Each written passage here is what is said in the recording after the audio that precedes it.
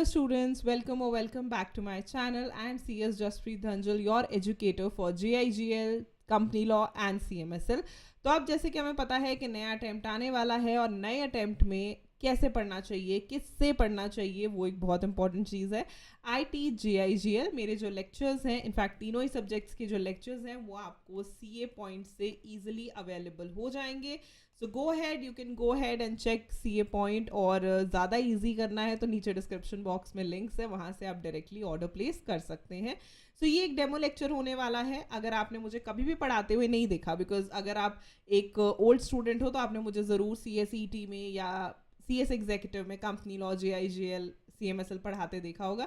नहीं देखा है तो ये डेमो देख लीजिए एंड इसी डेमो से यू कैन चेक आपको मेरा पढ़ाया समझ आता है या नहीं आता है.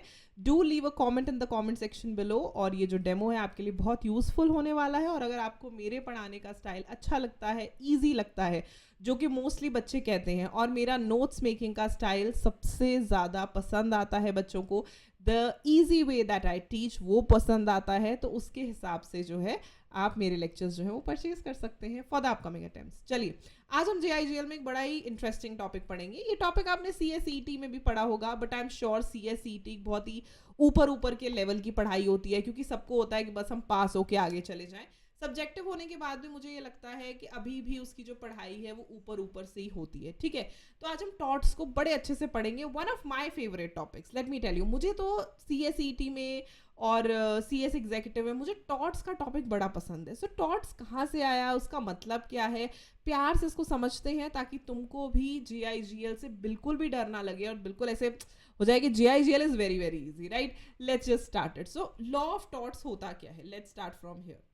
सो लॉ जो है वो ह्यूमैनिटी की एक बहुत बड़ी इन्वेंशन है. क्यों? क्योंकि जब लॉ आए, जब कानून आए, ठीक है, लॉ क्या होता है? कानून. What is law? कानून. लॉ जब आते हैं ना, वो क्यों आते हैं? टू मेंटेन ऑर्डर, सब चीज़ें तरीके से चलें, प्रोटेक्ट राइट्स. ठीक है, कोई भी हमारे साथ हमारी राइट्स ना छीन पाए. राइट, हमारी राइट्स जो है वो हमें, हमारे हक, बेसिकली राइट्स क्या होते हैं? हमारे हक. हमारे जो हक है वो कौन प्रोटेक्ट करता है? कानून प्रोटेक्ट करता है.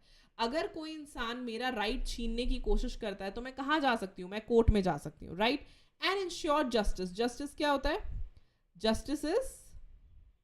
जस्टिस क्या होता है? इंश्योर जस्टिस, इंसाफ जिसे हम कहते हैं. ठीक है, तो लॉ क्या होता है? लॉ जब आया, कानून जब आया, कानून ह्यूमैनिटी का एक बहुत बड़ा इन्वेंशन था. क्योंकि जब कानून आया तो हमने ये सीखा कि भाई तरीके से कैसे रहना चाहिए. ठीक है, हक को प्रोटेक्ट करो. अगर आपका हक कोई भी लेना चाहता है या उसे छीनने की कोशिश करता है या उसे डिसरप्ट करने की कोशिश करता है तो उसे प्रोटेक्ट कैसे करना है, और जस्टिस को इंश्योर करना ऑल द टाइम्स. तो जस्टिस जो है, जो इंसाफ है, वो एक फंडामेंटल ऑब्जेक्टिव है सोसाइटी का. बिल्कुल, आप जिस सोसाइटी में रहते हो दैट वर्क्स ऑन बैलेंस. जैसे हम कर्मा की बात करते हैं, let's say like that, right. तो इंसाफ जो है वो एक बहुत ही फंडामेंटल ऑब्जेक्टिव है सोसाइटी का, and it is recognised as an important value in the preamble of constitution also. बिल्कुल, कॉन्स्टिट्यूशन का प्रियम्बल भी जस्टिस को एक बहुत बड़ा दर्जा देता है. ठीक है, तो ये कानून के बारे में हमने बात कर ली कि कानून क्यों आया, कानून के हक क्यों आए. आप कोर्ट्स में जा सकते हो अपना हक लड़ने के लिए, लेने के लिए, एवरीथिंग. ठीक है, अब एक वर्ड आया टॉट. टॉट क्या होता है? टॉट लैटिन वर्ड से डिराइव हुआ था, टॉटम, जिसका मतलब है रॉन्ग, कुछ गलत. ठीक है, कुछ गलत, उसको हम कहते हैं टॉट. और it is equivalent to the French word also wrong. ना, but every wrong is not a टॉट. ये आप धीरे धीरे आगे चल के इस लाइन को मैं समझाऊंगी. बट टॉट होता क्या है? टॉट एक सिविल रॉन्ग है as oppose to criminal wrong. हाँ, क्रिमिनल रॉन्ग आप समझते हो जहां इंसान को जेल भेजा जा सकता है, क्राइम करना बेसिकली. ठीक है, क्राइम करना, गुनाह करना, जिसको हम कहते हैं मर्डर कर देना, रेप कर देना, वो सारी चीजें क्या है? क्रिमिनल एक्ट में चली जाती हैं. ठीक है, जेल भेजने वाले उसमें चली जाती है, तो क्राइम में आ जाती है. ठीक है, तो क्राइम के लिए तो हम अलग लॉ पढ़ते हैं, क्राइम के लिए तो अलग एक्ट आता है. लेकिन सिविल रॉन्ग, झगड़े हो गए सोसाइटी में, ठीक है, ये जो छोटी छोटी चीजें हैं ये कहाँ पे जाती हैं? ये बनती है taught. Something which is wrong, something जिससे होने से मेरा राइट इम्पैक्ट हो रहा है. क्राइम नहीं है वो. लेट मी टेल यू, हर चीज तो क्राइम नहीं होती ना, हर चीज तो क्रिमिनली रॉन्ग नहीं होती, कुछ सिविल रॉन्ग्स भी होते हैं. तो जो टॉट है वो सिविल रॉन्ग है। अगर आपसे आज के बाद पूछा जाए कि टॉट क्या होता है, इट्स अ सिविल रॉन्ग। जब अब इसकी जरूरत क्या है, देखो we are human beings right, we are not animals. तो यहाँ कोई जंगल राज तो है नहीं, हर जगह पे रहने का एक तरीका होता है, एक सलीका होता है। वहां जब हम कोई गलती करते हैं, बिना मतलब किसी की प्रॉपर्टी में घुस जाना, ट्रेसपास, ये चीजें नहीं अलाउड, ये चीजें गलत हैं, ठीक है। तो ये चीजों को हम सिविल रॉन्ग कहते हैं। जब आपने नॉर्मली सुना होगा, लोग कहते हैं कि यार लोग यहाँ पे सिविलाइज्ड नहीं है, या लोगों को सिविक सेंस नहीं है। आजकल हम काफी ज्यादा सुन रहे हैं, it's all about how you behave. ऐसे हम कई न्यूज सुनते हैं, जैसे अभी हमने देखा फॉरेन कंट्री में जाके लोग जो है वो ट्रैक्स पे डांस कर रहे हैं। It is not about dancing, it is nothing wrong, but what is wrong is कि हर जगह पे बिहेव करने का एक तरीका होता है, ठीक है। हम रिलीजियस प्लेसेस पे जाते हैं, हम वैसे ही बिहेव करते हैं। हम हॉस्पिटल्स में जाते हैं, हम वैसे ही बिहेव करते हैं। हम स्कूल कॉलेज में जाते हैं, हम वैसे बिहेव करते हैं। हम ऑफिस में जाते हैं, तभी तो हम कहते हैं कि सिविलाइज्ड लोग रहते हैं, and that is called civic sense.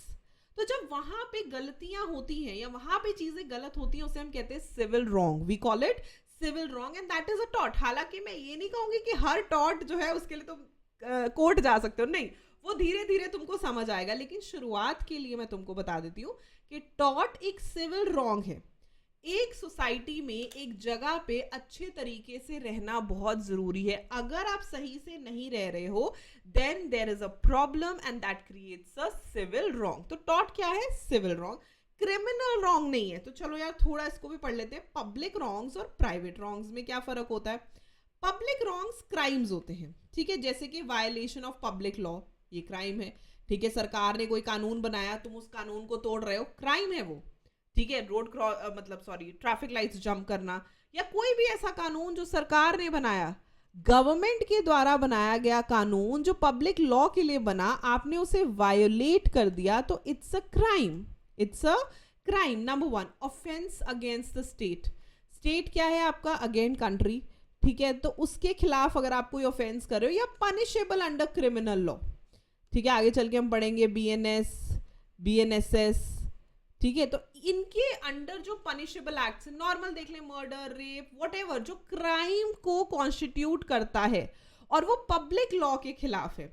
जब आप एक क्राइम करते हो, तो लेट मी टेल यू, जब बेल लगती है तो आपकी बेल को अपोज करने के लिए पब्लिक प्रोसिक्यूटर आता है, ठीक है। और हमेशा बेल के केसेस कैसे लगते हैं? मिस्टर एक्स, मान लो मिस्टर एक्स अक्यूज्ड है वर्सेस स्टेट ऑफ पंजाब, मान लो पंजाब यहां से केस हो रहा है, स्टेट ऑफ पंजाब, उस पर्सन का नाम नहीं आता, क्योंकि क्राइम को इस तरीके से माना जाता है कि भाई क्राइम हो रहा है तो it is violating the public law. भाई हमने कानून बनाया था कि आपने ये चीज नहीं करनी, बट आपने वो चीज करी, भले ही केस मान लो मैंने किया एक्स के ऊपर, ठीक है, लेकिन मेरा नाम फिर भी नहीं आएगा बेल में, बेल में स्टेट ऑफ पंजाब आएगा, ठीक है। तो ये इस तरीके से चलता है। ये पब्लिक रॉन्ग्स हैं। पब्लिक रॉन्ग्स क्या होते हैं? कानून बनाए थे, क्राइम कॉन्स्टिट्यूट किया था, आपने उस चीज को नहीं माना, आपने उसे वायलेट कर दिया, तो वो कानून जो है वो आपने वायलेट किए, तो आप पब्लिक रॉन्ग्स में आ गए, ठीक है, समझे। पब्लिक रॉन्ग्स क्या होते हैं? क्राइम। और ये तो शरेआम क्राइम है ना, मर्डर हो गया या कोई और चीज हो गई, ये तो शरेआम ही हमको पता है कि क्राइम है, ठीक है। इसके लिए किसी को बताने की जरूरत ही नहीं है कि क्राइम है, नंबर 1। दूसरे होते हैं प्राइवेट रॉन्ग्स, ये होते हैं टॉट, ठीक है। जैसे हम क्या पढ़ते हैं, मान लो मेरा पड़ोसी है, ठीक है, मेरे पड़ोसी को बहुत शौक है गार्डनिंग का, उसने बड़े बड़े पेड़ लगा दिए, उसके पेड़ के पत्ते मेरे गार्डन में आ रहे, भाई मुझे नहीं पसंद, I don't like it and this is violating my private right of individual, right? अब उसके पेड़ की वजह से मेरे प्लांट्स को वो नहीं लग रहा, धूप नहीं लग रही है, ठीक है, मुझे बहुत न्यूसेंस लगती है कि भाई उसके पेड़ के पत्ते गिर गिर के मेरे गार्डन में गिरते हैं। ये सारी चीजें is violation of private rights of individuals. अब ये जो इंडिविजुअल्स है ना, मतलब हम लोग हैं, ये हमारे प्राइवेट राइट्स हैं, इसमें देश दुनिया का तो कोई लेना देना नहीं है, ठीक है। इसमें कोई कानून ऐसा नहीं जो कहेगा कि भाई पेड़ नहीं लगाना, बट मुझे स्पेसिफिकली गंदा लग रहा है, मुझे स्पेसिफिकली ऐसे लग रहा है कि यार मुझे पसंद नहीं है। आगे चल के हम ये भी पढ़ते हैं कि टॉट के लिए कोर्ट में जाने से अच्छा है बातचीत कर लो। तो किसी के प्राइवेट, या मान लो कि मेरा गार्डन है, ठीक है, मेरा घर है, मेरा गार्डन है। अब गार्डन में कुछ ऐसा एरिया है जहां पे एक छोटा सा गेट है, जैसे नॉर्मली होता है ना, अगर आपने देखा हो, मतलब of course if the house is big, तो गार्डन एरिया भी आपका अंदर आ जाएगा, लेकिन कुछ ऐसा एरिया है, कोई आ रहा है, कोई बीच में से क्रॉस करके जा रहा है, दैट इज ट्रेसपासिंग। तो मेरे एरिया में थोड़े ना आ सकते हो, you are violating my right, that's my private area. उसको हम कहते हैं प्राइवेट रॉन्ग्स, राइट। जो हमारे घर का एरिया है, जो हमारा एसोसिएटेड घर हो गया, एरिया हो गया, या वट एवर इट इज, तो ये बहुत इंपॉर्टेंट है, number one. Number two, give rise to civil liability. आपके ऊपर एक लाइबिलिटी बन जाती है, आपके ऊपर जो है, मुझे अभी भी याद है, I couldn't forget this case, I was very young. तो हमारी सोसाइटी में ऐसे एक लड़ाई हुई, और लड़ाई किस चीज़ पे हुई कि एक आंटी ने किसी और के गार्डन से फूल तोड़ लिए। वो लड़ाई इतनी बढ़ गई because you know people who plant, उनको तो मतलब जैसे जैसे पेट पेरेंट्स होते हैं वैसे ही पीपल आर देयर जो प्लांट से बहुत प्यार करते हैं, अपने फूलों से बड़ा प्यार करते हैं, कोई तोड़ के ले जाए तो लड़ने लग जाते हैं। तो काफ़ी लड़ाई हुई, और उसके बाद उन्होंने पुलिस कंप्लेंट कर दी। मुझे उस दिन, because I was very young, मुझे समझ नहीं आया कि यार इन्होंने पुलिस को कैसे इन्वॉल्व कर लिया, मतलब किसी के गार्डन से एक फूल चुराने के लिए उन्होंने पुलिस को कैसे इन्वॉल्व कर दिया। And then I understood that it is a case of trespass. आप किसी की प्रॉपर्टी में जाके ऐसा नहीं करते। अब ऑफ कोर्स इंडिया में हम पहली बात तो कुछ कहते ही नहीं है, इंडिया में ऐसी चीज़ों को हम बुरा नहीं मानते, फॉरेन कंट्रीज में this is bad. Number two, बहुत लोग ऑफ कोर्स पुलिस तक नहीं जाते, घर पे ही निपटा लेते हैं कि भाई नहीं तोड़ने ये वो करके, ठीक है। तो इट इज़ लाइक दैट। तो एक सिविल लाइबिलिटी, आपकी पर्सनल लाइबिलिटी जो है वो अराइज होती है, और टॉर्ट इस कैटेगरी में आता है, ठीक है। टॉर्ट एक सिविल रॉन्ग ही है, ऑलवेज रिमेंबर दिस थिंग कि टॉर्ट एक सिविल रॉन्ग है, समथिंग जो किसी के साथ पर्सनल लेवल पे है, ठीक है। आपने अपने गुड्स किसी के एरिया में गलती से छोड़ दिए, कोई बात नहीं, बातचीत करके वापस ले लो, ठीक है। It is more like that. तो यहाँ पे प्राइवेट रॉन्ग्स है, यहाँ पे देश का कोई कानून ऐसा कुछ भी नहीं हो रहा है, ठीक है। So this is very very important, public wrongs and private wrongs. I hope कि आपको इन दोनों का फर्क पता चल गया होगा। अब इसकी डेफिनेशन पे चलते हैं। सो लिमिटेशन एक्ट 1963 में इसकी क्या डेफिनेशन है? Tort means a civil wrong which is not exclusively a breach of contract or breach of trust. बहुत लोगों को क्या लगता है सिविल रॉन्ग मतलब breach of contract हो गया या breach of trust हो गया। नहीं, tort बहुत बड़ा है। मैं आगे आपको एग्जांपल्स भी दूंगी, जैसे मैंने आपको पेड़ वाला एग्जांपल दिया। tort एक बहुत वाइड टॉपिक है, it is all about civil wrong. आपकी गलत हरकत की वजह से, चाहे वो आप किसी के साथ उनके उनके घर से एसोसिएटेड हो गया, उनका बेसिकली जो देश दुनिया से नहीं बट पर्सनल लोगों से एसोसिएटेड है, उसके साथ ऐसा कुछ भी करते हो जो उनकी राइट को वायलेट करता है। Let me tell you, this is very very important. जो उनकी राइट को वायलेट करता है, कोई उनका राइट आपकी हरकतों की वजह से वायलेट हो गया, तो वो सिविल रॉन्ग है। ऑफ कोर्स ये ब्रीच ऑफ कॉन्ट्रैक्ट और ब्रीच ऑफ ट्रस्ट से बहुत ऊपर है, बहुत सारी चीजें टॉर्ट में आती हैं, बहुत सारी चीजें, ठीक है। तो ये एक डेफिनेशन है जो टॉर्ट की आपको पता होना चाहिए। बट इसके अलावा भी अलग अलग ऑथर्स ने अलग अलग डेफिनेशन दी, जूरिस्ट ने अलग अलग डेफिनेशन दी। सैलमन ने क्या कहा? A tort is a civil wrong for which the remedy is a common law action for unliquidated damages and which is not exclusively a breach of contract, trust or other equitable obligation. तो पहली बात तो civil wrong है जो हमने अभी पढ़ा, ठीक है। Something which is civil wrong, जो क्रिमिनल नहीं है, it's not criminal, it relates to something personal and which is not criminal. इसकी रेमेडी है common law, the law which is made by जजेस, which is the decisions that are taken by them. Unliquidated damages, अब हम उनको ना calculate नहीं कर सकते कि भाई तुम्हारा एक फूल तोड़ लिया तो कितना डैमेज हुआ होगा, ठीक है, हम उसको मेजर नहीं कर सकते। That is called unliquidated damages. और वो एक्सक्लूसिवली ब्रीच ऑफ कॉन्ट्रैक्ट या ब्रीच ऑफ ट्रस्ट या कोई और इक्विटेबल ऑब्लिगेशन नहीं होती, इससे ऊपर होता है। ब्रीच ऑफ कॉन्ट्रैक्ट में तो बहुत बार हमें पता ही होता है कितना नुकसान हुआ, बट जैसे मैंने आपको एग्जांपल दिया, पेड़ मेरी तरफ आ गया, ठीक है, अब वो मेरी बात भी नहीं सुन रहा है, तो ये सारी जो, या कोई ट्रेसपास कर गया, तो कैसे हम बता सकते हैं कि कितना नुकसान हुआ? तो वो अनलिक्विडेटेड डैमेजेस हैं जिसके लिए फैसला लेना पड़ता है। ऑब्वियसली जज जो फैसले लेते हैं, जो डिसीजंस लेते हैं, ये उसके ऊपर बेस्ड है, तो it is for unliquidated damages. पहली बात आ गई। Second is Fraser. फ्रेजर की अगर मैं बात करती हूँ तो फ्रेजर ने बोला a tort is an infringement of a right in rem of a private individual giving a right to compensation at the suit of the injured party. Suit क्या होता है? केस करना. सूट क्या होता है? केस करना. ये एक बहुत बड़ा इंपॉर्टेंट पॉइंट है जो यहाँ पर आता है. सूट क्या होता है? केस करना. ठीक है. अब इसने क्या बोला? इसने बोला कि ये एक इन्फ्रिंजमेंट है. सबसे पहली बात, इन्फ्रिंजमेंट का मतलब क्या हुआ? वायलेशन. कोई चीज जो वायलेट हो गई, जो इन्फ्रिंज हो गई, जो आपकी हरकतों से की वजह से डिसरप्ट हो गई. कोर्ट में जाने के लिए इन्फ्रिंजमेंट बहुत जरूरी है. राइट की इन्फ्रिंजमेंट. और कौन सा right? Right in rem. Right in RAM का मतलब क्या होता है? राइट इन रेम का मतलब होता है राइट अगेंस्ट अ थिंग, जो एक पर्सनल चीज है. ठीक है, जो एक पर्सनल थिंग है वो, जैसे स्पेशली हम कहें प्रॉपर्टी एंड स्टेटस फोकस की बात है. ठीक है, अगर ये प्रॉपर्टी मेरी है, ठीक है, मान लो मैंने बोला यार ये घर मेरा है, तो ये घर मेरा ही रहेगा ना. I can fight with anybody with this. कोई मेरे घर पे नहीं आ सकता, कोई ट्रेसपास नहीं कर सकता, वो मेरा राइट है. ठीक है, it's a right against a thing. और आप उस राइट को वायलेट कर रहे हो. मेरे गार्डन में घुस के फूल तोड़ने से, मेरे एरिया में ट्रेसपास करने से आप नहीं कर सकते भाई. That is my property. आप समझ रहे हो? I have paid for the same. वो होता है right in rem. Right in RAM. Common examples हैं, प्रॉपर्टी ओनरशिप हो गया. ठीक है, इंटेलेक्चुअल प्रॉपर्टी हो गया.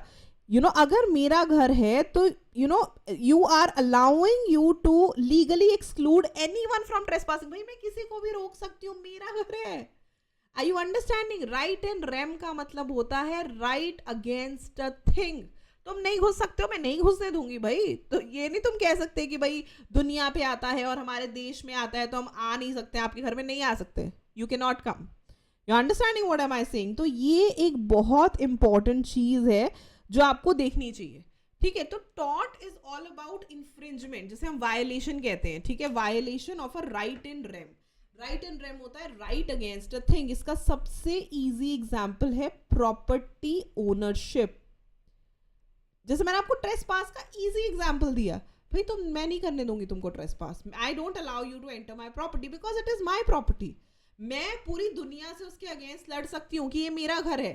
मेरे घर में तुम नहीं ट्रेसपास कर सकते हो. And if you do, I can file a case against you and I can demand compensation. इस पे हम ना आगे चल के 2 मैक्सिम्स पढ़ते हैं. ठीक है, damnum sine injuria and injuria sine damnum. इसमें एक सबसे बड़ी बात टॉर्ट में ये आती है कि सिविल रॉन्ग वो जहां इन्फ्रिंजमेंट हो आपके राइट का. ये मेरी पर्सनल प्रॉपर्टी है, आप इसमें ट्रेसपास नहीं कर सकते, लेकिन मेरे घर के बाहर आप जा सकते हो. ठीक है, मेरे घर के बाहर अगर कोई रोड है वो आप यूज कर सकते हो जो पब्लिक प्रॉपर्टी है. ठीक है, वो उसके लिए मैं आपको मना नहीं कर सकती. ठीक है, आप वहां पे कोई चीज करना चाहते हो आप कर सकते हो, बट आप मेरे घर के अंदर आके नहीं कर सकते. Basically what I am trying to say is right का इन्फ्रिंज होना जरूरी है.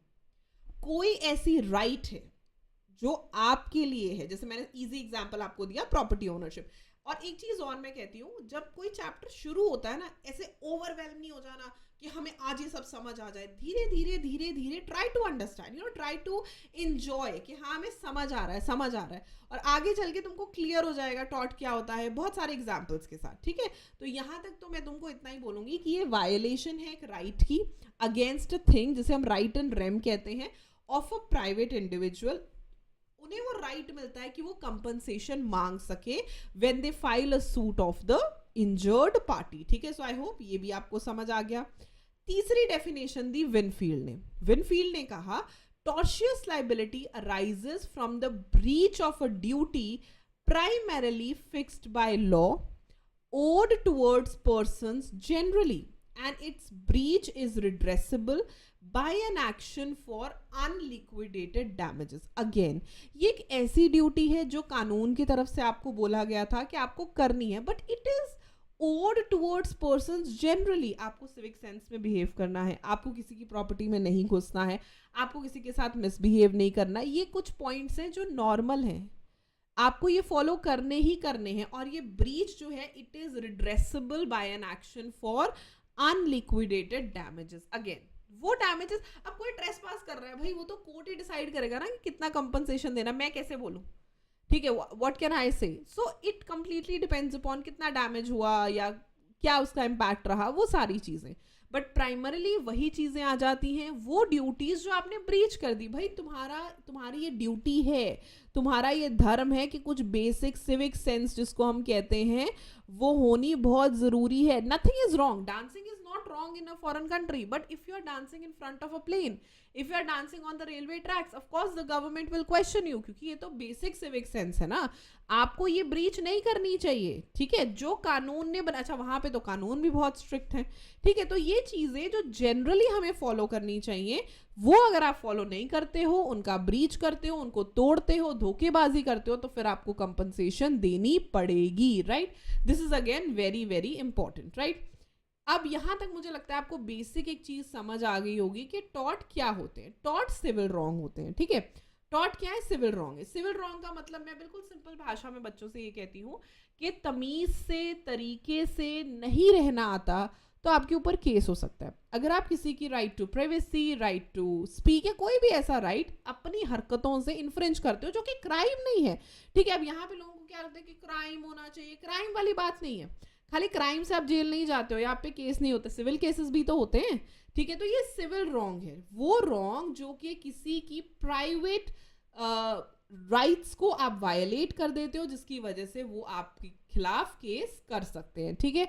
तो प्राइमरीली 2 एलिमेंट्स जो हैं इमर्ज होके आते हैं, एसेंशियल एलिमेंट्स। पहला, tort is a civil wrong not a criminal wrong, right. सबसे पहला तो आप ये समझ लो कि ये कोई क्रिमिनल रॉन्ग नहीं है, कोई ऐसा क्राइम नहीं है कि भाई आपने कर दिया आपको हम जेल भेज देंगे, नहीं, सिविल रॉन्ग है। टॉर्ट एक सिविल रॉन्ग है, क्रिमिनल रॉन्ग नहीं है। Second, every civil wrong is not a tort, very very important. Some civil wrongs arise from breach of contract, trust या other obligations, लेकिन हर civil wrong tort भी नहीं है कि नहीं भाई इन्होंने तो गलत तरीके से बिहेव किया, मुझे तो अच्छा नहीं लगा, ये तो ऐसा उनको नहीं करना चाहिए था, you know how the society people are. लेकिन वो इसका मतलब ये नहीं कि हर एक सिविल रॉन्ग तुम टॉट बना दोगे, ये भी जरूरी है।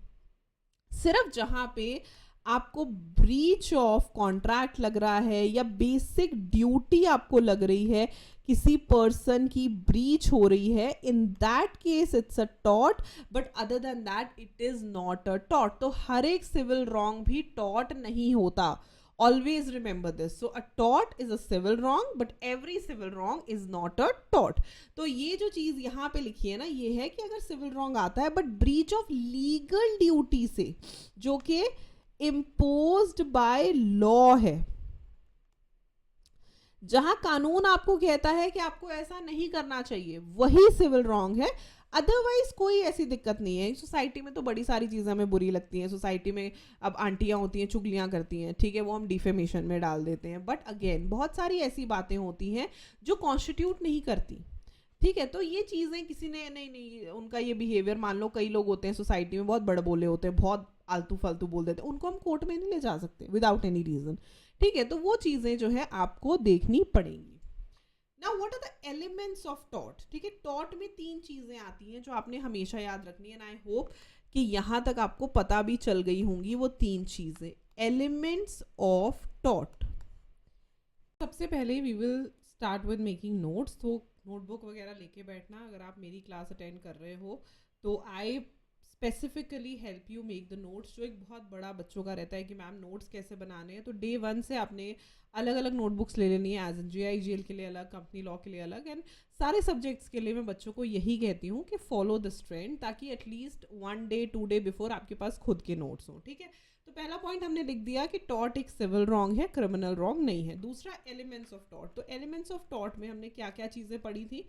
एलिमेंट्स ऑफ टॉर्ट में 3 चीज़ें आती हैं। पहला, सिविल रॉन्ग, हाँ वो एक सिविल रॉन्ग है, क्रिमिनल रॉन्ग नहीं है। It is not a wrong, not a breach of contract या ब्रीच ऑफ ट्रस्ट, यानी कि इससे ज्यादा है, इससे कम नहीं है, ठीक है। सिर्फ यहीं पे नहीं रुक जाना। And this wrong is redressable by an action of unliquidated damages, हम उन्हें क्लेम कर सकते हैं। इससे क्या होता है?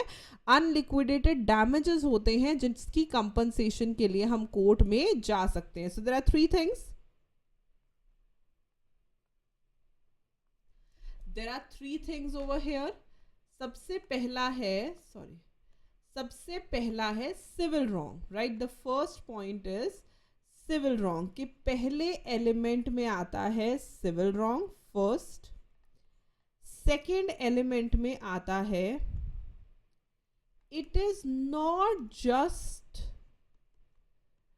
ब्रीच ऑफ कॉन्ट्रैक्ट, ये वहीं तक, या breach of trust, this is not just that, right, not that, and it is calculated through unliquidated damages, वो डैमेजेस जो अब हमें पता नहीं है कि कैसे कैलकुलेट करने, मतलब सिविल केसेस का प्रॉब्लम ही सबसे बड़ा ये है कि जब कंपनसेशन डिसाइड होती है तो ऐसा नहीं है जैसे क्रिमिनल में आपको पता है कि भाई इतनी पेनल्टी लगानी है, ये वाला क्राइम कर दिया या कोई चीज़ में चोरी हो गई, कुछ भी हो गया तो आपको कंपनसेशन कैलकुलेट करने का हिसाब है, आपको पता है कि भाई इतना नुकसान हो गया, इतना नुकसान की भरपाई करनी है। बट यहाँ पे देर आर अनलिक्विडेटेड डैमेजेस, अब कोई ट्रेसपास कर रहा है, हमें क्या पता कितने पैसे चार्ज करने हैं, राइट, बिगेस्ट थिंग। तो ये एक चीज यहाँ पर आती है, ठीक है। तो अभी हमने वर्ड्स पढ़े, damage, damages, unliquidated damages, liquidated damages. चलो सबको धीरे धीरे डिकोड करते हैं। दो वर्ड्स आते हैं, एक होता है डैमेज, एक होता है डैमेजेस। ध्यान से देखना, डैमेज का मतलब होता है लीगल इंजरी। कोर्ट में जाने के लिए ये होना सबसे ज्यादा इंपॉर्टेंट है, या वायलेशन या infringement of a legal right, ठीक है। इसका मतलब क्या हुआ, ध्यान से एक पॉइंट को सुनना। मैंने अपनी कोचिंग क्लास खोली, जसप्रीत कोचिंग क्लासेस, ठीक है, ये मैंने अपनी कोचिंग क्लासेस खोली और मैंने फीस रखी 5000, ठीक है। मेरे साथ कोई और एक नए टीचर आए, ठीक है, कुछ भी उनका नाम रख लेते हैं, XYZ रख लेते हैं, उन्होंने भी अपनी कोचिंग क्लास मेरी कोचिंग क्लास के साथ ही खोल दी, उन्होंने फीस रख दी 3000। अब क्या हुआ, बच्चे मेरे पास आने की बजाय इधर जाने लग गए, ठीक है। बच्चों को लगा चलो फीस तो कम ही है, हम इधर चले जाते हैं, कंपटीशन क्रिएट कर दिया, ठीक है। यहाँ क्या हो गया, कंपटीशन क्रिएट हो गया। अब ये जो कंपटीशन क्रिएट हो गया, क्या मैं इस चीज को लेके कोर्ट में जा सकती हूँ? क्या मैं कोर्ट में जाके कह सकती हूँ कि नहीं, इसकी वजह से मेरे सोर्स ऑफ इनकम में कमी आ गई, इसने क्यों खोला मेरे कोचिंग सेंटर के साथ कोचिंग सेंटर जब इसको पता है? Can you do so? You can not. आप ऐसे थोड़ी कर सकते हो, ऐसे तो सारी दुकानें बंद हो जाएंगी। आप कपड़ा मार्केट में जाओ, सारी कपड़े की दुकानें होती है, आप किसी भी पर्टिकुलर ऐसी स्पेसिफिक मार्केट में जाओ, उसमें सारी सिमिलर शॉप्स होती है, वो तो सारी बंद हो जाएंगी, राइट। सो यहाँ पे सबसे बड़ा पॉइंट क्या है कि नुकसान तो है, ठीक है। यहाँ पे आपको नुकसान हो सकता है, वो नुकसान आपका you know that could be wealth, that could be reputation, that could be, इस केस में मॉनेटरी नुकसान है, लेकिन लीगल नुकसान नहीं है। सो टेक्निकली वो डैमेज नहीं है, टेक्निकली वो डैमेज नहीं है। डैमेज का भी क्या मतलब हुआ, legal injury. Legal injury, legal injury होना जरूरी है। पहला यहाँ भी क्या, नुकसान हुआ तुम्हारा, हम कहते हैं, कोर्ट बोलेगा हाँ जी हमको पता है कि आपका नुकसान हुआ है, लेकिन आप इसके लिए कोर्ट में नहीं आ सकती। जितना आपका राइट है कि भाई आपने कोचिंग सेंटर खोल लिया, वैसे ही उसने खोल दिया, वो तो फ्रीडम है, ठीक है। कॉन्स्टिट्यूशन ने हमको फ्रीडम दिया है ये सब करने का, तो हम कर सकते हैं। But on the other hand मैं अपने घर में बैठी हूं और कोई मेरे गार्डन में ट्रेसपास कर रहा है, मैं उसको उठा के कोर्ट में ले जा सकती हूँ, यस, बिकॉज यहाँ पे मेरा लीगल राइट जो है, प्राइवेसी का राइट जो है, वो वायलेट हो रहा है, राइट इन रेम जो है वो वायलेट हो रहा है। तो ये बहुत जरूरी है। जो अनलॉफुल ट्रेसपासिंग है ना प्रॉपर्टी पे, वहां पे लीगल राइट वायलेट हो रहा है और ये वायलेशन को हम कहते हैं damage. This is called damage. और कोर्ट में जाने के लिए डैमेज होना यानी कि इंजरी होना, लीगल इंजरी होना जरूरी है। So it refers to the harm suffered by a person due to wrongful act of another. मतलब कुछ भी रॉन्गफुल एक्ट कोई करता है, उसकी वजह से जो आपको नुकसान होता है उसे हम कहते हैं डैमेज, उसे हम कहते हैं डैमेज। तो अब क्या याद रखोगे, लीगल लैंग्वेज में डैमेज का मतलब होता है कोई भी लीगल इंजरी या वायलेशन या इन्फ्रिंजमेंट, ठीक है, वो हार्म जिसकी वजह से आपको नुकसान हुआ, किसी के रॉन्गफुल एक्ट से आपको नुकसान हुआ, जैसे कि कोई गलत तरीके से आपकी प्रॉपर्टी में घुस गया, ये वायलेशन है, ये आपकी लीगल इंजरी की वायलेशन है। तो तो यहाँ पे मेन हाईलाइट क्या होती है, जो हम आगे चल के टॉट में भी पढ़ते हैं, यहाँ पे द मेन पॉइंट इज कि लीगल इंजरी होनी जरूरी है, वायलेशन या infringement of a legal right होना जरूरी है, उसके बिना जो है आप कोर्ट में नहीं जा सकते हो, ठीक है। So this is the word damage. But what do you mean by damages? When we use the word damages, उसका मतलब होता है मॉनेटरी कंपनसेशन, जो कि इंजर्ड पर्सन को दी जाती है फॉर द लॉस और इंजरी सफर्ड। आपने बोला इस पर्सन ने मेरे उसमें ट्रेसपास किया, तो उसके लिए गवर्नमेंट ने बोला ठीक है भाई 50,000 कंपनसेशन दो, तुम क्यों उनके घर में घुसे? This is damages, this is damages, monetary compensation जो गलत करने वाला पर्सन है वो देता है, ठीक है। मान लो मेरा घर है, ठीक है, मेरा घर है और मेरे घर में मिस्टर एक्स जो है वो ट्रेसपास करने आ गए, मेरे घर में मिस्टर एक्स जो है वो ट्रेसपास करने आ गए। अब जब इन्होंने ट्रेसपास किया मेरे घर में, ठीक है, the moment he entered my garden, तो ही क्रिएटेड अ डैमेज, ठीक है। ये मेरे घर में आया, इसने ट्रेसपास किया, वहां पे डैमेज हो गया। डैमेज कैसे हो गया? लीगल इंजरी हो गई। मेरा तो राइट टू प्राइवेसी था भाई, तुम मेरे घर में आ कैसे गए, ठीक है। तो मेरे घर में एंटर करते ही, मेरे घर में ट्रेसपास करते ही डैमेज हो गया। डैमेज का मतलब लीगल इंजरी, उसने मेरा लीगल राइट जो कि मुझे कॉन्स्टिट्यूशन से मिला था वो वायलेट कर दिया, वो डैमेज हो गया। अब मैं गई कोर्ट में और कोर्ट ने बोला कि हाँ ठीक है भाई मॉनेटरी कंपनसेशन दो, और मॉनेटरी जैसे भी सुलह सपाटा वट एवर हैपन, तो वो मॉनेटरी कंपनसेशन से जो डैमेजेस इसने मुझे देने हैं वो मॉनेटरी कंपनसेशन जो है दैट इज कॉल्ड डैमेजेस। जो 50,000 इसने मुझे देने हैं, 50,000 जो अपनी इस हरकत की वजह से उसने मुझे देने हैं कि भाई ठीक है इतने पैसे आपको एज कंपनसेशन देने पड़ेंगे, वो होते हैं damages, that is damages. So I hope you understood the meaning of both damage and damages. Damage का मतलब है कि आप किसी के घर में एंटर कर गए, उसको ट्रेसपास कर रहे हो उसमें से, तो दैट इज डैमेज यानी कि legal injury. On the other hand damages, damages का मतलब है मॉनेटरी कंपनसेशन, यानी कि इस डैमेज के बदले में, इस डैमेज की वजह से जो डैमेजेस, जो मॉनेटरी कंपनसेशन आपको देनी पड़ी, that is damages. Right now I hope कि आपको दोनों का मतलब समझ अच्छे से आ गया होगा, ठीक है। Tell me in the comment section में, लो आपको समझ आया कि नहीं आया।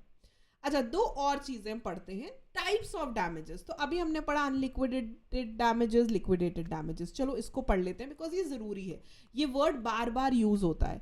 लिक्विडेटेड डैमेजेस, लिक्विडेटेड होता है समथिंग विच इज वो डैमेज जो प्री डिटरमाइंड है या फिक्स्ड इन एडवांस है, हमने पहले से ही तय किया हुआ था, ठीक है। मैंने और एक्स ने दोनों ने अग्रीमेंट किया कि भाई अगर दोनों में से कोई भी धोखा देगा, ब्रीच करेगा, वो 1 लाख जो है कंपनसेशन देगा। सो दिस इज लिक्विडेटेड डैमेजेस, यानी कि जो प्री डिटरमाइंड है, पहले से डिसाइडेड है या फिक्स्ड इन एडवांस है, जो कि पहले से डिसाइडेड है, ठीक है। किसी ने भी गलती करी, किसी ने भी धोखा दिया, 1 लाख तो देने ही पड़ेंगे, right. So commonly found in contracts में तो नॉर्मली ये चीजें पहले से ही डिसाइडेड होती है। लेट मी टेल यू, जब कॉन्ट्रैक्ट्स फॉर्मुलेट होते हैं ना, तो ये चीजें पहले से डिसाइडेड होती हैं कि ब्रीच के टाइम पे क्या होगा, बिकॉज ब्रीच इज समथिंग जहां आपको ये डिसाइड करना होता है कि कल को अगर ये बंदा ब्रीच करेगा तो क्या कंपनसेशन होगी, वो भी तो जरूरी है ना, वो भी तो जरूरी है, थोड़ा डराना धमकाना और ये पॉइंट डालना भी जरूरी है। तो ब्रीच के टाइम पे जो कंपनसेशन डिसाइडेड है वो यहाँ पे आपको डालनी पड़ेगी। सो अगर कोई भी पार्टी अग्रीमेंट को ब्रीच करती है, उन्हें 1 लाख रुपए एज कंपनसेशन देना पड़ेगा। ये लिक्विडेटेड डैमेजेस होते हैं, क्योंकि लिक्विडेटेड डैमेजेस क्या होते हैं, वो डैमेजेस जो पहले से उनका अमाउंट हमको पता है, प्री डिटरमाइंड है या फिक्स्ड इन एडवांस है,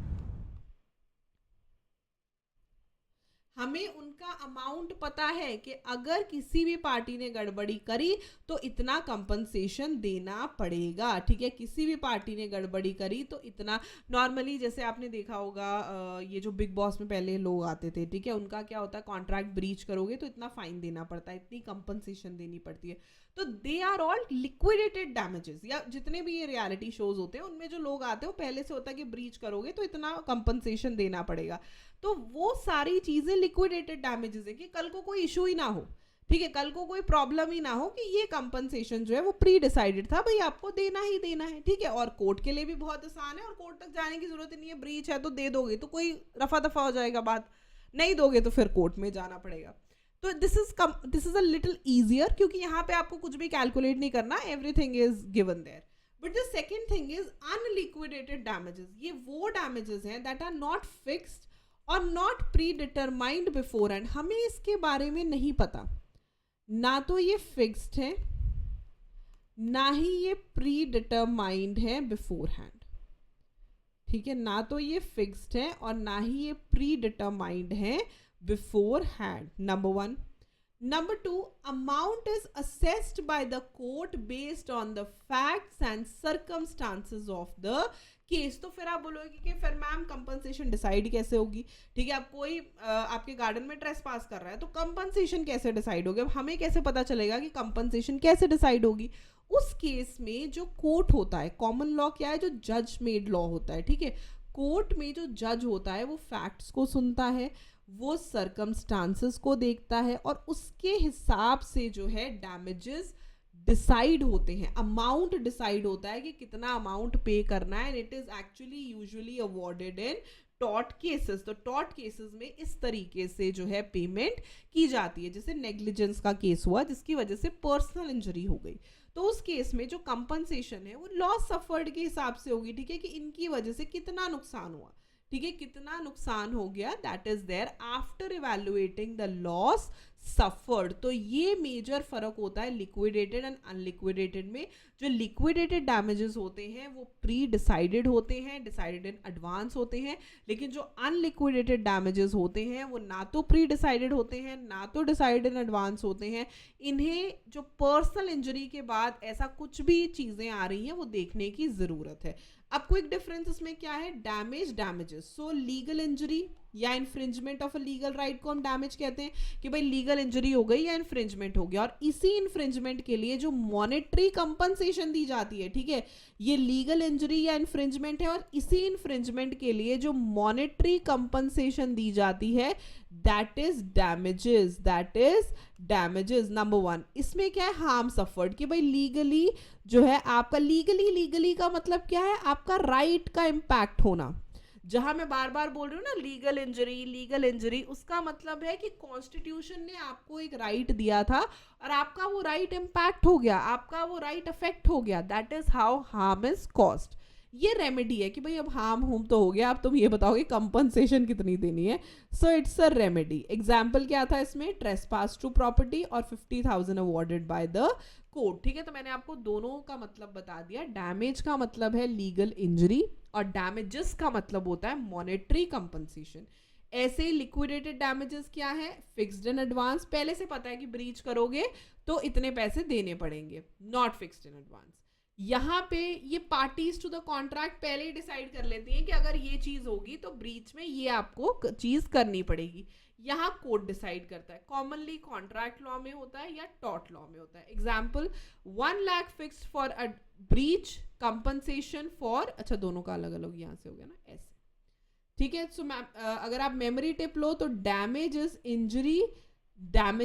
इज मनी फॉर इंजरी, ठीक है। डैमेज क्या है, क्योंकि जब भी वर्ड इंजरी आएगा, हमेशा आपने ये बात याद रखनी है, जब भी वर्ड इंजरी आएगा वो हमेशा लॉ से रिलेट होता है, वो हमेशा लीगल सिस्टम से रिलेट होता है। तो damage is injury, but damages, वहीं पे अगर इसमें एस लग जाएगा तो damages is money for the injury. जो कंपनसेशन, जो मॉनेटरी कंपनसेशन आई है that is money for the injury. Examples देख लीजिए, जैसे an action against the railway company for loss of goods in carriage is due to presence of contract, but any action by the passengers for any injuries occurred due to negligence of the railway employees is a tort। यानी कि अगर railway company की जिम्मेदारी थी कि आपने goods लेकर के आने हैं, ठीक है, वो कैसे डिसाइड हुआ होगा, कॉन्ट्रैक्ट बना होगा कि भाई आपने गुड्स लेकर के आने, उसमें अगर लॉस होगा तो कॉन्ट्रैक्ट में ऑलरेडी डिसाइड होगा कि घुमाओगे चीजें या लॉस करोगे तो इतना चीज आपको देनी पड़ेगी।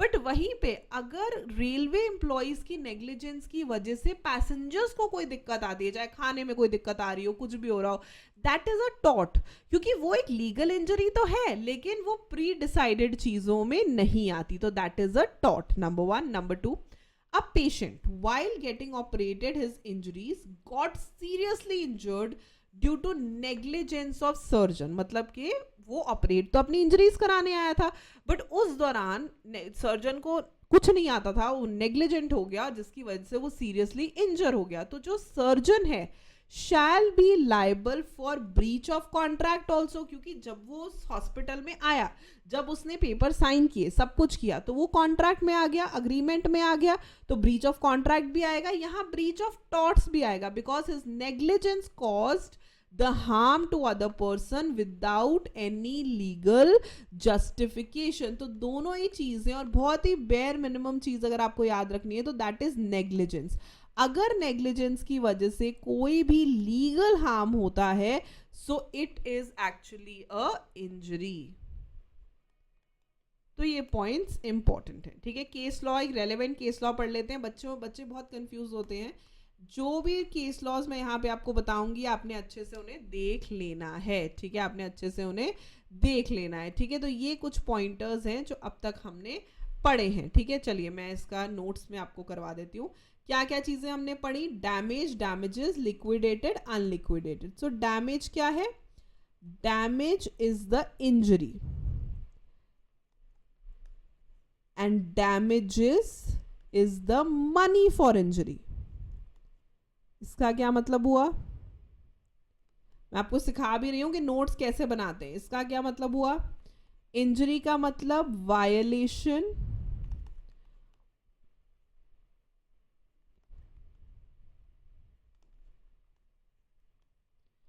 और इन्फ्रिंजमेंट ऑफ लीगल राइट, और मनी फॉर इंजरी है मनी या monetary compensation. monetary compensation.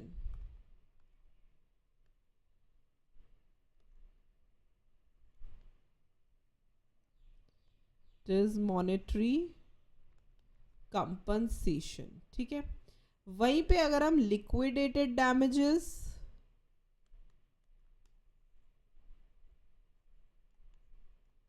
And unliquidated damages की बात करें, liquidated damages and unliquidated damages की बात करें, ये नोट्स आप मेरे साथ साथ बनाओगे मेरी क्लासेस में. ठीक है, लिक्विडेटेड डैमेजेस होते हैं जो प्री डिटरमाइंड होते हैं, जो प्री डिटरमाइंड होते हैं या फिक्स्ड इन एडवांस होते हैं. प्री डिटरमाइंड होते हैं या फिक्स्ड इन एडवांस होते हैं. This is not pre determined और not fixed in advance.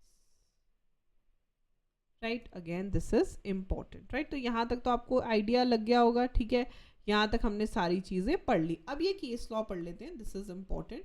मेरे आपके लिए ये सजेशन रहेगा कि केस लॉज को आप एक ही जगह पे लिखो. ठीक है, चाहे शुरुआत में चाहे एंड में केस लॉज को आप एक ही जगह पर लिखो. जय Lakshmi salt works private limited versus state of Gujarat. So supreme court ने क्या बोला? ऑफ कोर्स सुप्रीम कोर्ट का अगर केस है तो आपने जरूर अच्छे से देख लेना है. कहते हैं entire law of torts is founded and structured on morality that no one has a right. अब ये एक्चुअली बेस्ड किस चीज पे है कि किसी भी पर्सन के पास ये राइट नहीं है कि वो किसी और का जो राइट है उसे इंजर या हार्म कर सके इंटेंशनली और इवन इनोसेंटली. ये नहीं कि अरे मुझे तो पता ही नहीं था, ये कोई बहाना नहीं होता. ठीक है, मुझे फूल बहुत पसंद है, मैं आपके गार्डन में आ गई फूल तोड़ने के लिए. नहीं भाई, तुम नहीं जा सकती हो, चाहे तुम जानबूझ के कर रहे हो चाहे तुम इनोसेंटली कर रहे हो, लेकिन तुम किसी और का राइट जो है वो इंजर कर रहे हो. So therefore it would be primitive to classify strictly और give finality to the ever expanding and growing horizon of tortious liability. Even for social development, orderly growth of society and cultural refinement, the liberal approach to tortious liability by courts is more conducive. मतलब ये चीज़ें देखनी पड़ती हैं कि चाहे वो social development के लिए भी है तो भी ये चीज़ें you need to check out. की पॉइंट्स क्या है जजमेंट के? सबसे पहला उसने कहा फाउंडेशन ऑफ टॉट लॉ। इसी को हम फर्दर एक्सप्लेन करते हैं कि टॉट लॉ जो है वो मॉरल प्रिंसिपल पे बेस्ड है, that no person should cause injury और हार्म टू अदर। जो मैंने आपको शुरुआत में बताया, सिविक सेंस होना, एक ऐसे तरीके से रहना कि हमारे रहते हुए किसी और को कोई भी तकलीफ या दिक्कत नहीं होनी चाहिए, राइट? ये नहीं है कि मैंने मुझे पेड़ों का शौक है तो मैं दूसरों को परेशान कर रही हूँ, not like that, right? Expanding nature of tortious liability. अब जो टॉट लॉ है ना वो रिजिड या फिक्स नहीं है, ये बढ़ता जाता है with the changing needs of society. पहले पेड़ों के पीछे लड़ाइयाँ होती थी, अब म्यूजिक सिस्टम या नॉइस के पीछे लड़ाइयाँ होती हैं। तो सोसाइटी में जैसे जैसे चेंजेस आएंगी, टॉट्स में भी चेंजेस आएंगी, and that is how it works. So it continuously evolves to meet the changing needs of society. Liberal judicial approach. So यहाँ पे जो कोर्ट्स है ना वही सब कुछ डिसाइड करती हैं, ठीक है? तो यहाँ पे कुछ ऐसा नहीं है कि अगर पेड़ तुम्हारा उस तरफ चला गया तो इतना कंपनसेशन दे दो, तुम किसी के घर में घुस गए तो इतना कंपनसेशन, नहीं। कोर्ट अपने हिसाब से चीजें डिसाइड करती है। तो court should adopt a broad and progressive approach, ठीक है? मतलब बहुत ही ब्रॉड अप्रोच होना चाहिए कि अगर कोई किसी के घर में घुस गया तो उसका क्या इम्पैक्ट हो सकता था, ठीक है? और न्यू सिचुएशंस आती रहेंगी जिसकी वजह से न्यू फॉर्म्स ऑफ लाइबिलिटीज भी आ जाएंगी। Importance of society. Now developing law of tort जो है वो क्या चीज को प्रमोट करता है? मैंने आपको शुरुआत में ये चीज बोली थी, सिविल रॉन्ग एक तरीका होता है सोसाइटी में रहने का, हम जंगल में नहीं रह रहे हैं, उस चीज को लॉ ऑफ टॉर्ट्स प्रमोट करता है। There is an importance for society. Social development के लिए टॉर्ट्स की जरूरत है, ऑर्डरली ग्रोथ ऑफ सोसाइटी के लिए टॉर्ट की जरूरत है, protection of individual rights and cultural and legal advancement. ये सारी जो चीजें हैं ना, ये लॉ ऑफ टॉर्ट्स इन चीजों को प्रमोट करता है। So this is the importance of society.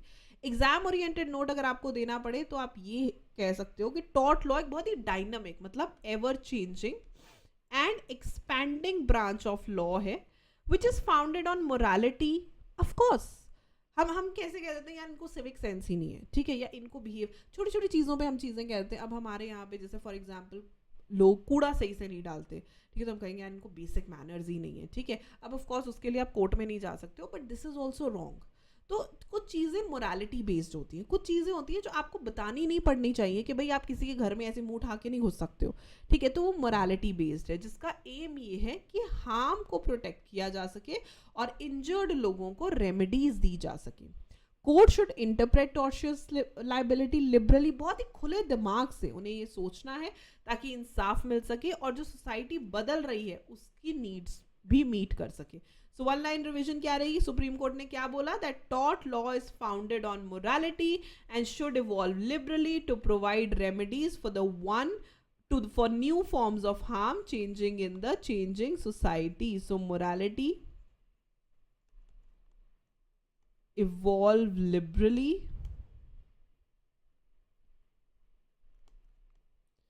to provide remedies, right? Morality evolve liberally to provide remedies. So this is very very important, right? I hope कि आपको ये लेक्चर अच्छा लगा हो।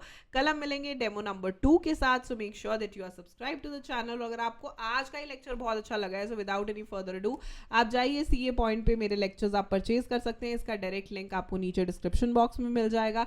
Make sure that you join my WhatsApp group and Telegram also. जो भी upcoming changes रहती हैं वो आपको वहाँ पे मिल जाती हैं, and you can book a personalize session as well. उसका लिंक भी नीचे डिस्क्रिप्शन बॉक्स में रहेगा। I hope you enjoyed the session. I will see you super soon with demo number 2। तब तक आप इसको रिवाइज करो, कोई भी दिक्कत हो तो ask me in the comment section below. Bye bye.